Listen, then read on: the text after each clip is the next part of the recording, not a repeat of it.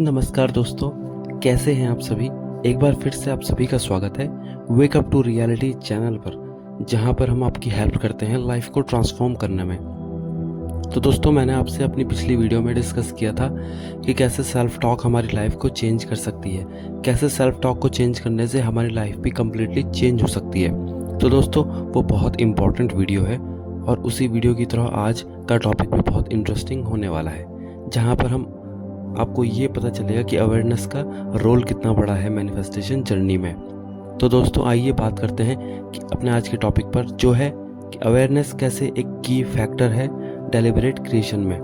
तो दोस्तों, पहले यहाँ पर समझ लेते हैं कि ये डेलिबरेट क्रिएशन क्या होता है। डेलिबरेट क्रिएशन का मतलब होता है जब आप किसी भी मैनिफेस्टेशन को ऑटो मोड में नहीं रहने देते, अर्थात जब आप स्टीयरिंग व्हील खुद पकड़ लेते हैं अपनी मैनिफेस्टेशन का, या जब आप कहते हैं कि मेरी मैनिफेस्टेशन क्या होगी ये मैं डिसाइड करूँगा।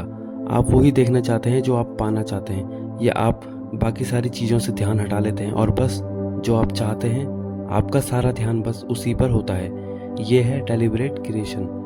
अब ये जानते हैं कि डेलिबरेट क्रिएशन की ज़रूरत ही क्यों है। वो इसलिए दोस्तों, कई बार 3D में वर्स्ट सिचुएशन क्रिएट हो जाती है और लोगों के पास कोई चॉइस नहीं बच जाती है, या कोई ऐसा मैनिफेस्टेशन है जो जल्दी चाहिए, तो तब डेलिबरेट क्रिएशन का यूज किया जाता है ताकि मैनिफेस्टेशन बहुत स्पीड अप हो सके, वो बहुत तेज़ी से आगे बढ़ सके। ऐसा होता है इसलिए है क्योंकि आपका अब सारा फोकस बस आपके मैनिफेस्टेशन पर, आपकी डिज़ायर पर होता है। ऐसा होता है क्योंकि आपको बस आपके ही मैनिफेस्टेशन से रिलेटेड थॉट्स आ रहे होते हैं। जब ऐसा लगातार होने लगता है तो आपको डेली सपने भी आपके डिज़ायर से रिलेटेड ही आते हैं। इसका अर्थ होता है कि आपके डिज़ायर में रिलेटेड सारे थॉट्स, आपके डिज़ायर से रिलेटेड सारे सिग्नल्स आपके सबकॉन्शियस माइंड में जा चुके हैं। आपके सबकॉन्शियस माइंड ने उन्हें एक्सेप्ट कर लिया है। अब बस थोड़ा सा प्रयास और आपकी डिज़ायर अब आपके पास होगी। यही बेसिक वे होता है क्विकली मैनिफेस्ट करने का। लेकिन इसमें कुछ खास बातों का ध्यान देना होता है। वो ये है कि जब आप डेलिबरेट क्रिएशन करने के लिए एनर्जी देते हैं, तो अगर वो एनर्जी पॉजिटिव नहीं होगी तो वो आपकी डिज़ायर को उलट भी सकती है। उसके रिजल्ट्स आपको आपकी डिज़ायर से उल्टे भी मिल सकते हैं। आपको वो रिजल्ट्स दिखते हैं जो आपने कभी सोचा ही नहीं था। मतलब कि आपने अपने पाथ से ज़रा भी नहीं भटकना है, नहीं तो आप तमाम पुरानी स्टेट में आ जाते हो। ऐसा इसलिए होता है जब भी आप प्रैक्टिस में होते हो और आप अचानक से किसी ऐसी बात पर रिएक्ट करते हो और सोचने लग जाते हो जो आपके डिज़ायर रिजल्ट से उल्टा होता है, तो आप फिर से उसी लूप में वापस चले जाते हैं जिस लूप में आप पहले थे। जो नेगेटिव लूप आपका पहले चल रहा होता है, तो आप फिर से उसी लूप में पहुंच जाते हो, क्योंकि आपका पॉजिटिव सेटअप, आपका पॉजिटिव माइंडसेट अभी बीज से ग्रो होना शुरू ही हुआ है और आपका नेगेटिव पैटर्न का पेड़ तो कट चुका है, पर वो अभी ही कटा है, यानी वो अभी भी ग्रीन है। तो पूरे चांसेस हैं कि वो थोड़ा सा अटेंशन भर देने से ही रिग्रो कर सकता है, जो भी अमूमन होता ही है। इसलिए हमें कभी भी अपने डिज़ायर से रिलेटेड रिजल्ट्स आसानी से नहीं मिल पाते हैं। तो अगर आपको भी अपने डिज़ायर रिजल्ट्स चाहिए तो आपको कंसिस्टेंट होना पड़ेगा। दूसरा ये कि जब हम खासकर SP, आपके स्पेसिफिक पर्सन से रिलेटेड मैनिफेस्टेशन पर फोकस करते हैं, तो इस केस में ऑल्दो इंसान को मैनिफेस्ट करना सबसे इजी होता है, पर हम उस इंसान को या अपने SP को बहुत ज़्यादा प्रायोरिटी दे देते हैं, उसे पेडिस्टल पर बिठा लेते हैं, जिससे होता यह है कि वो स्पेसिफिक पर्सन हमसे दूर होता चला जाता है। ऐसी सिचुएशन आ जाती है कि वो हमसे किनारा कर लेता है। जो बातचीत चल भी रही होती है अब वो भी बंद हो जाती है, और आपको जिस चीज़ का डर होता है फिर वो ही होने लगता है। उसे या तो आपका SP किसी और को डेट करने लगता है, या उसकी कहीं और शादी फिक्स हो जाती है। तो स्पेसिफिक पर्सन के केस में आपको सतर्कता से अपनी प्रैक्टिस करनी है। अपने माइंड को सही से फीड करना बहुत ज़रूरी है, क्योंकि स्पेसिफिक पर्सन के केस में जब आप अकेले होते हो तो उस समय आपको आपके स्पेसिफिक पर्सन की सबसे ज़्यादा नीड सताती है।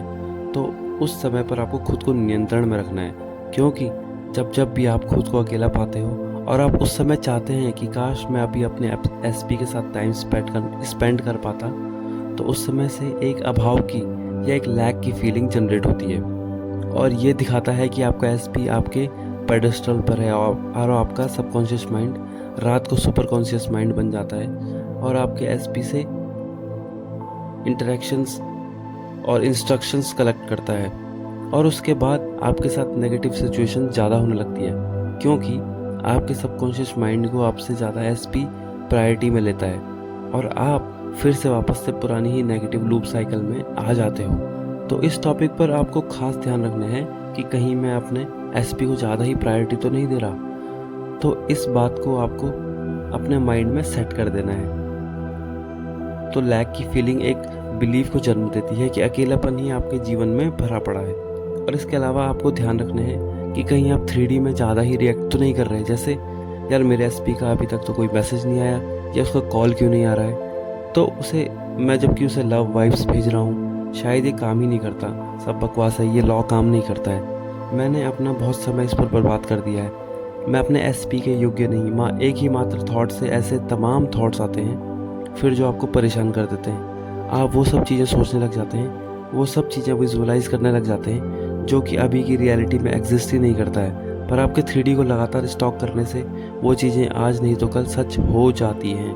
क्योंकि हमारी पावर है ये कि हम जितना एफर्टलेसली सोचते हैं या विजुअलाइज करते हैं, चीज़ें उतनी ही जल्दी फिजिकल रियलिटी में होने लगती है। इस नेगेटिव चैन ऑफ थॉट्स को आप इतना परफेक्टली परफॉर्म करते हैं कि ये बहुत ही जल्दी आपको रिजल्ट दे देता है। और नेगेटिव रिजल्ट्स को देखने के बाद भी आप यही कहते हो कि ये सब तो बकवास है, कुछ भी काम नहीं कर रहा, ये लॉ काम ही नहीं करता। जबकि आप गौर से देखोगे तो आपको पता चलेगा कि लॉ ने तो बराबर अपना काम किया है।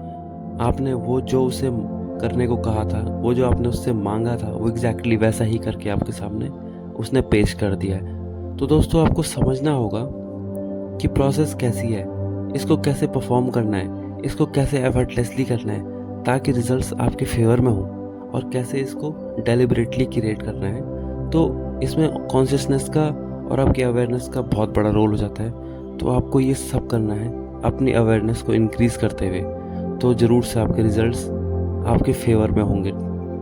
तो दोस्तों अगर आपको हमारा आज का कंटेंट पसंद आया हो तो प्लीज़ इसे लाइक करें और चैनल को सब्सक्राइब करें। मिलते हैं आपसे अपने अगले वीडियो में, तब तक के लिए बाय दोस्तों। Thanks for watching this video.